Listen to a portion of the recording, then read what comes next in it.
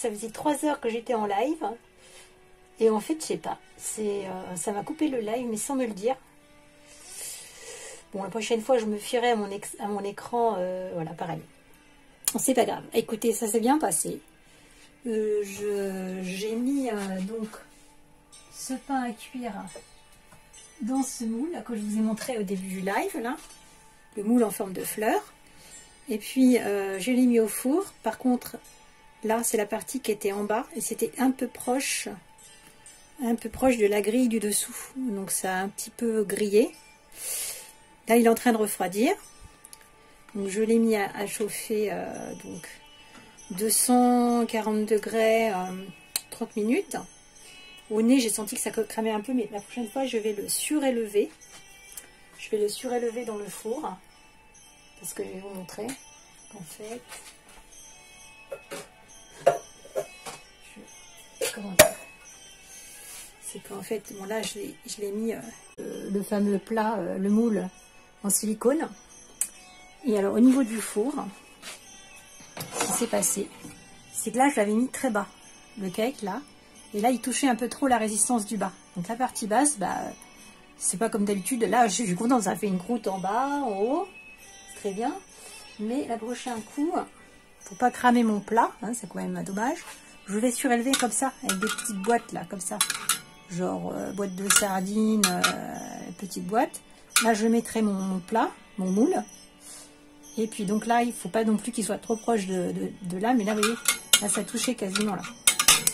Donc, bon, on fera comme ça la prochaine fois. Voilà.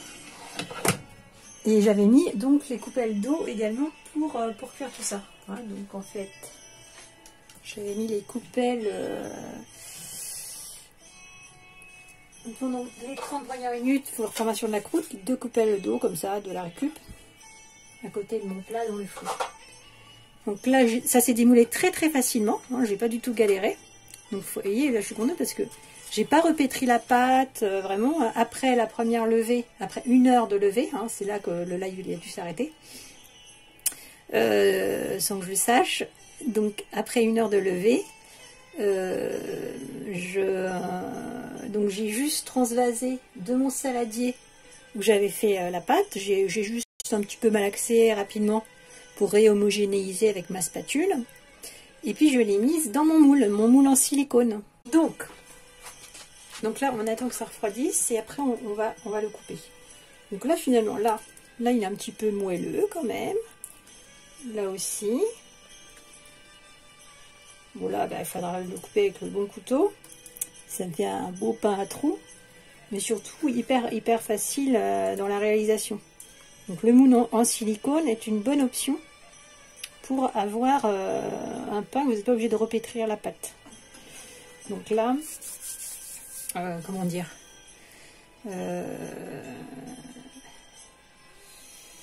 comme quand vous faites un gâteau, quoi. Le moule en silicone, ça n'accroche pas. Par contre, attention, ne mettez pas trop proche la partie basse de votre résistance dans le four. Bon, mais ça, on va l'enlever. Hein. Ces croûtes un petit peu noircies. En même temps, c'est joli. Hein. C'est très décoratif. Ça.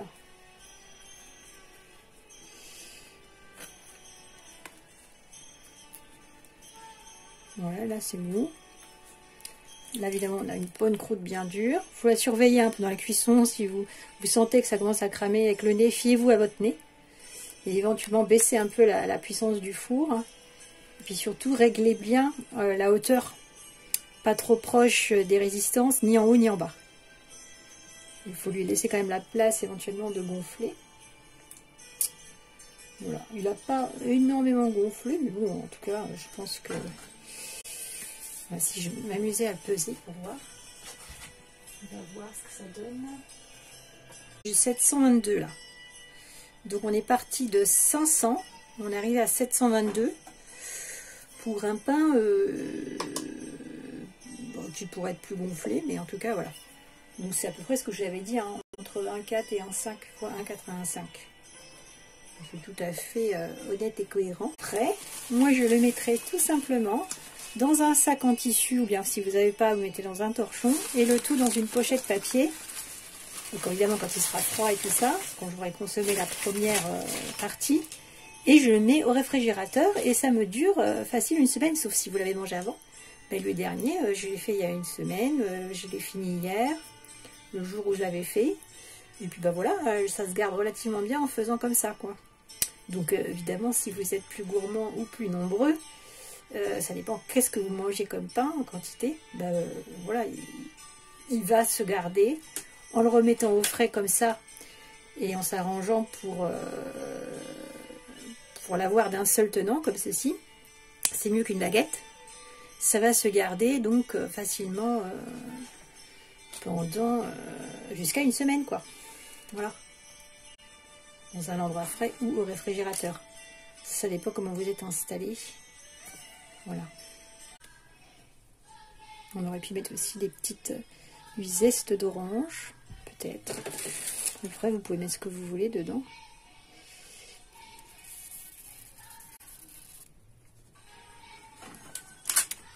Ça va être un pain festif. Alors, pour le couper, là, peut-être la partie la plus cuite. Je dirais par là. Et hop. Parce que sinon, la petite spirale que j'ai faite là, sur le dessus du pain, voilà. C'est joli aussi. Voilà. L'avantage avec ce moule, c'est qu'on peut le présenter dans les deux sens.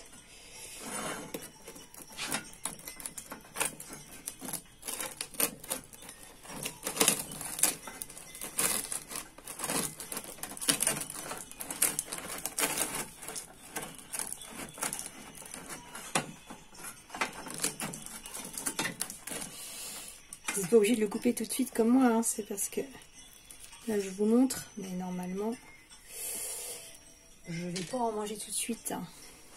Parce que là j'ai pas faim.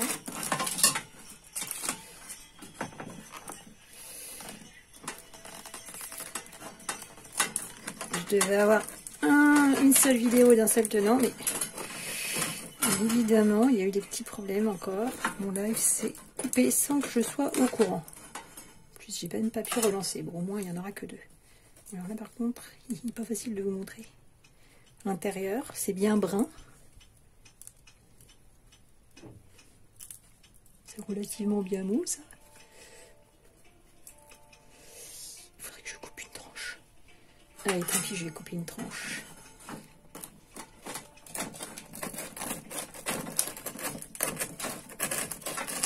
En tout cas, ça va être sympa pour les tranches, là. Directement à la bonne dimension pour faire des tranches sympas. Donc avec un bon couteau à pain, voilà.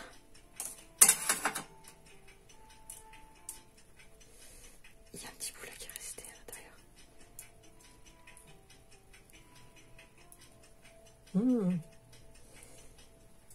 Ça sent bon. C'est un peu plus rustique parce que c'est de la farine intégrale mélangée avec de la farine complète, d'épeautre. Il est bien serré là. Il est bien tassé. Dans ce moule, je pense que ça l'a un peu tassé. La différence par rapport à l'autre procédé, c'est que je crois qu'il est plus, un peu plus compacté. Mais bon, en même temps, j'ai envie de vous dire, c'est pas mal aussi pour du pain. Ouais, bon, là, c'est sympa.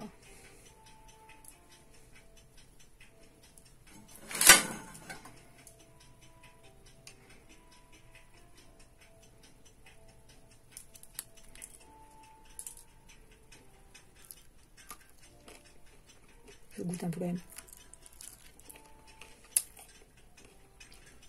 Pas mal. Mais c'est vrai que ça fait un pain rustique du fait de cette farine intégrale. Bon, évitez que ça crame comme ça. Pas trop rapprocher ni en haut ni en bas dans le four des résistances du four. Veillez à bien séparer. Il faut vous arranger comme vous pouvez, quoi, en fonction du four que vous avez. Donc là, je pense avoir simplifié encore plus le procédé. Voilà, comme ça c'est parfait, hein, pour la consommation.